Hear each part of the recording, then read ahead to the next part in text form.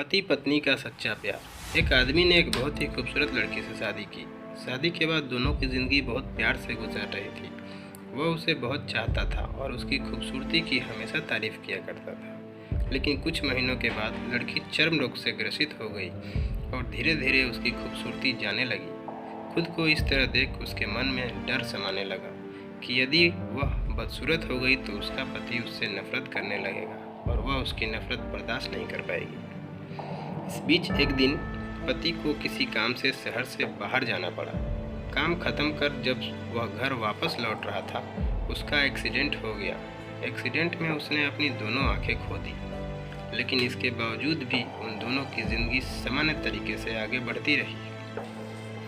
समय गुजरता रहा और अपने चर्म रोग के कारण लड़की ने अपनी खूबसूरती पूरी तरह गंवा दी। वह बदसूरत हो गई, लेकिन अंधे पति को इस बारे में कुछ भी पता नहीं था, इसलिए इसका उनके खुशहाल विवाहित जीवन पर कोई प्रभाव नहीं पड़ा। वह उसे उसी तरह प्यार करता रहा। एक दिन उस लड़की की मौत हो गई। पति अब अकेला हो गया था। वह बहुत दुखी था। वह उस शहर को छोड़कर जाना चाहता था। उसने अंतिम संस्कार की सारी क्रियाविधि पूर्ण की और शहर छोड़कर जाने लगा। तभी एक आदमी ने पीछे से उसे पुकारा और पास आकर कहा, अब तुम बिना सहारे के अकेले कैसे चल पाओगे? इतने सालों तो तुम्हारी पत्नी तुम्हारी मदद किया करती थी।